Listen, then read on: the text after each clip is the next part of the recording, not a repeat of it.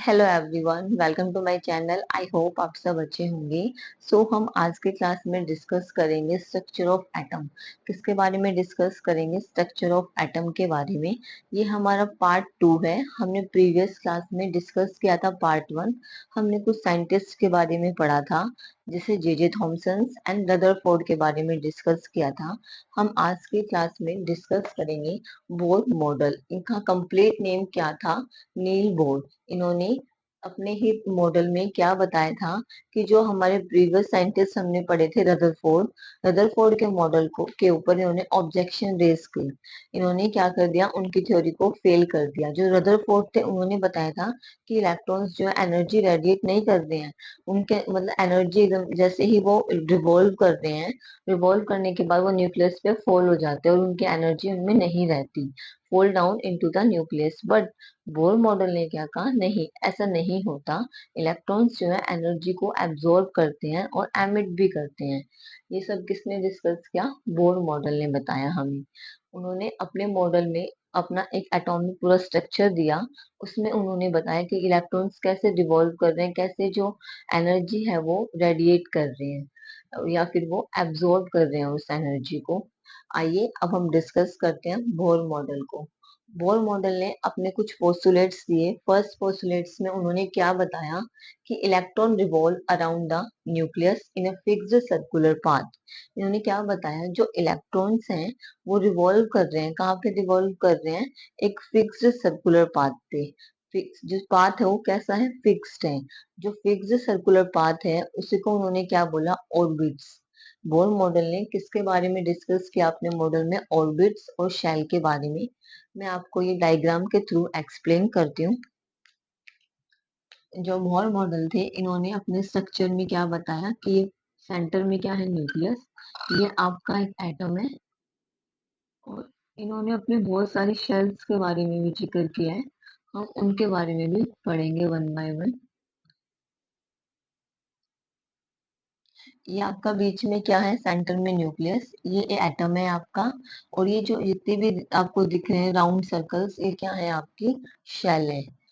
First जो यहाँ के था एटम, बीच में था पॉजिटिव न्यूक्लियस। इसके अंदर कैसे? पॉजिटिव प्रोटॉन थे। ये क्या है? आपका पॉजिटिव न्यूक्लियस। और जो ये फर्स्ट शेल है इसका क्या नाम दिया? के। एंड जो सेकंड शेल थी वो एल। और ये आपकी एन शेल। नेक्स्ट आपकी एन शेल। ये किसने बताया? बोर मॉडल ने दिया अपने किसमें? एटॉमिक स्ट्रक्चर में इन्होंने शेल्स के बारे में जिक्र किया। नेक्स्ट अब देखो, इन्होंने ऑर्बिट्स के बारे में बताया कि ऑर्बिट्स क्या होते हैं। सबसे पहले आपको ये समझना चाहिए कि ऑर्बिट्स क्या होते हैं। जैसे इलेक्ट्रॉन है यहाँ पे, वो रिवॉल्व कर रहा है ऐसे सर्कुलर पाथ में, दैट इज कॉल्ड ऑर्बिट्स। वो क्या है? आपके ऑर्बिट्स है। यही बात मैंने यहाँ पे आपको लिखी हुई है, देख सकते हो आप। Electron revolve around the nucleus in a fixed circular path. किसके अराउंड? न्यूक्लियस के अराउंड जो इलेक्ट्रॉन रिवॉल्व करते हैं एक फिक्स्ड सर्कुलर पाथ पे, it is called orbits. I hope आपको ऑर्बिट्स के बारे में क्लियर हुआ होगा। Next, each orbit have a fixed energy. हर एक ऑर्बिट की अपनी एक फिक्स्ड एनर्जी होती है। सबकी क्या होती है? अपनी एक फिक्स्ड एनर्जी होती है। वो अनस्टेबल नहीं होते। हर एक ऑर्बिट की फिक्स्ड एनर्जी होती है। रदरफोर्ड क्या कह रहे थे? कि एनर्जी फिक्स्ड नहीं है। और बोर मॉडल ने क्या बोला? कि हर एक ऑर्बिट्स की अपनी फिक्स्ड एनर्जी है। थर्ड पॉइंट क्या कह रहा है? Energy level are represent by quantum numbers. Bohr model ने क्या बोला? कि जो एनर्जी लेवल है उसको किससे रिप्रेजेंट कर रहे हैं? क्वांटम नंबर से। क्वांटम नंबर से it represent by the numbers. उन्होंने उसको नंबर से रिप्रेजेंट किया, जैसे 1 2 3 4 सो ऑन। और इलेक्ट्रॉन गेन और लूज एनर्जी, इन्होंने ये भी बताया कि जो इलेक्ट्रॉन है वो एनर्जी को लूज भी कर रहे हैं या फिर वो उसको गेन भी कर रहे हैं। वो ऐसा कब कर रहे हैं? जब जैसे आपके जो इलेक्ट्रॉन है, इलेक्ट्रॉन गेन, वो इलेक्ट्रॉन कब गेन करेंगे? When they jump from lower to higher.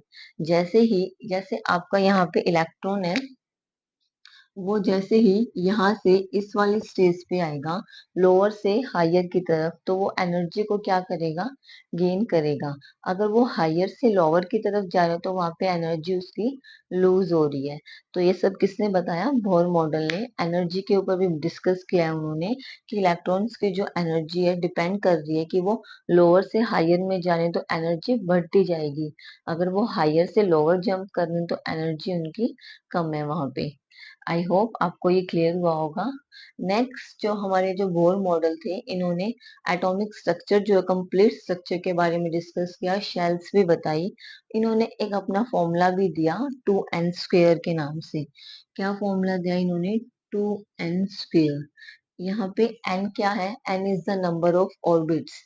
n क्या है यहाँ पे कि ऑर्बिट्स में कितने नंबर्स हैं आपके, जैसे 1 है, n को हम 1 मान सकते हैं, n 2 3 4 कुछ भी हम n को मानेंगे, यहाँ पे वैल्यू पुट करेंगे तो आपके यहाँ पे शेल्स आ जाएंगी।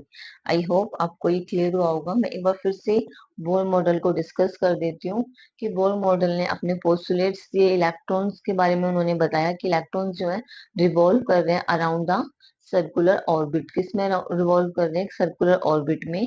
वो सर्कुलर ऑर्बिट आपका क्या कहला रहा है, दैट इज कॉल्ड ऑर्बिट। वो क्या है, सर्कुलर जैसे रिवॉल्व कर रहे हैं, इट इज कॉल्ड ऑर्बिट। हर हर एक ऑर्बिट की अपनी फिक्स्ड एनर्जी होगी। और इन्होंने एनर्जी लेवल को, जो ये लेवल्स बढ़ रहे हैं 1 2 3 4 ऐसे, इन्होंने क्या बोला कि ये एनर्जी लेवल है, इनको किससे रिप्रेजेंट किया, क्वांटम नंबर से। क्वांटम नंबर से इन्होंने इसको रिप्रेजेंट किया, लाइक 1 2 3 4 सो ऑन। ठीक है, इन्होंने एनर्जी लेवल के बारे में बताया कि इलेक्ट्रॉन्स जो हैं कैसे अपनी एनर्जी को एब्जॉर्ब करते हैं या फिर उसको एमिट कर देते हैं। वो जैसे ही लोअर से हायर की तरफ जा रहे हैं तो इलेक्ट्रॉन्स क्या कर रहे हैं, एनर्जी को एब्जॉर्ब कर रहे हैं। बट वो अगर हायर से लोअर की तरफ गए तो एनर्जी एमिट कर देते हैं वो।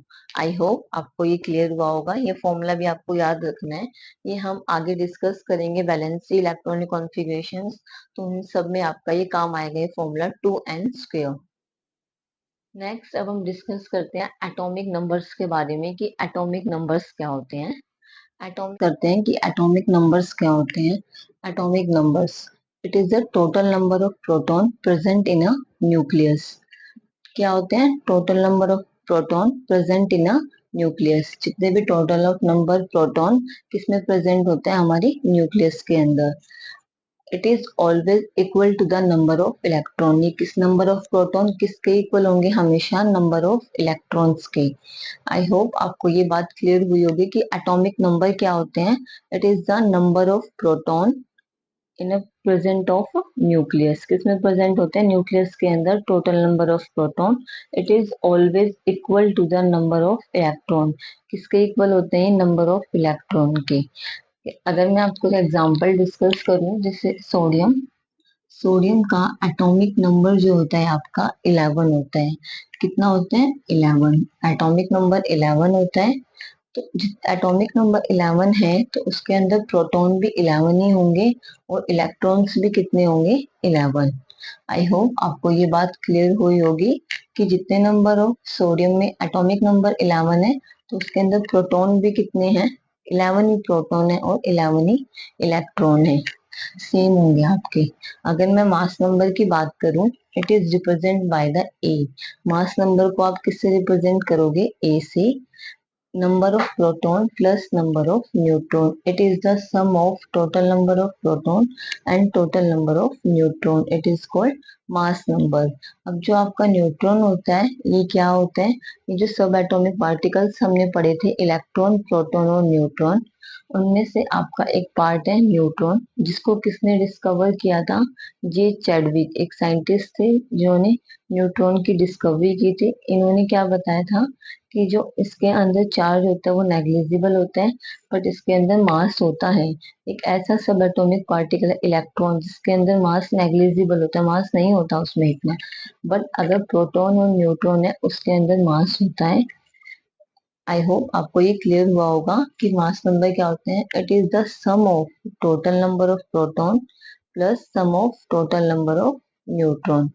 एक एग्जाम्पल के साथ डिस्कस करते हैं। मास नंबर को हम ए से रिप्रेजेंट करते हैं, सोडियम। सोडियम का जो मास नंबर होगा वो कितना होगा? अभी तो हम एटॉमिक नंबर की बात कर रहे हैं। पहले सोडियम का एटॉमिक नंबर जैसे 11 है। कितना है? 11। हमें क्या निकालना है? Mass number. तो मास नंबर निकालने के लिए प्रोटॉन के अंदर कितने होते हैं? अभी मैंने क्या बताया, जितने एटॉमिक नंबर होंगे उतने ही क्या होंगे, उसमें प्रोटॉन प्रेजेंट होंगे, उतने ही इलेक्ट्रॉन। बट हमें यहाँ पे ओनली प्रोटॉन पता होने चाहिए। तो 11 ही प्रोटॉन हो जाएंगे, प्लस प्लस उसके अंदर आपके number of neutron. Number of neutron कितने होंगे? 12। ये क्या है? Number of proton plus number of neutron. आप अपने टेबल में, कल की क्लास में हम डिस्कस करेंगे उस टेबल को। उसमें आपको सारे एलिमेंट्स गिवन होंगे, कितने प्रोटॉन कितने न्यूट्रॉन प्रेजेंट होते हैं सब भी गिवन होंगे, जो हम कल की क्लास में डिस्कस करेंगे। सोडियम में नंबर ऑफ प्रोटॉन 11 होते हैं और नंबर ऑफ न्यूट्रॉन कितने होते हैं? 12। अगर इनका सम करें तो ये यहाँ पे कितना आ गया? 23। तो ये सोडियम का मास नंबर क्या हो गया? 23। ऐसे आप कोई भी एलिमेंट्स लेके उसका मास नंबर निकाल सकते हो। आपको क्या पता होना चाहिए? प्रोटॉन कितने हैं और न्यूट्रॉन कितने हैं, किसमें? एक गिवन एलिमेंट्स के अंदर। आई होप आपको ये एटॉमिक नंबर और मास नंबर क्लियर हुआ होगा। एक चीज का आपको और ध्यान रखना है, एक्स। जैसे आप इसको कैसे रिप्रेजेंट करोगे? एक्स क्या है यहाँ पे? एक गिवन एलिमेंट है। एक्स को क्या मानना है? कोई गिवन एलिमेंट है। तो जो आपके ऊपर क्या लिखा जाता है? ऊपर आपका लिखा जाता है, यहाँ पे आपको जैसे सोडियम का कितना है? एटॉमिक नंबर 11 है। तो जो मास नंबर होगा वो आपका ऊपर लिखा जाएगा 23 जैसे। और नीचे आपका क्या होगा? यहाँ पे एटॉमिक नंबर, मास नंबर ऊपर और एटॉमिक नंबर नीचे। आई होप आपको ये बात क्लियर हुई होगी। एक्स कोई भी गिवन एलिमेंट, जैसे मैं सोडियम ही ले लूं, तो सोडियम का मास नंबर कहाँ लिखा जाएगा? ऊपर और एटॉमिक नंबर नीचे। आई होप आपको ये बात क्लियर हुई होगी। जैसे मैंने सोडियम ही ले लिया, यहाँ पे ये देखो, जैसे सोडियम ही लिया तो सोडियम में ऊपर 23 और नीचे 11। ऊपर क्या है? मास नंबर, नीचे एटॉमिक नंबर। आई होप अब आपको क्लियर हुआ होगा कि मास नंबर क्या होते हैं। हम नेक्स्ट क्लास में डिस्कस करेंगे वैलेंसी एंड इलेक्ट्रॉनिक कॉन्फ़िगरेशन के बारे में। Thank you.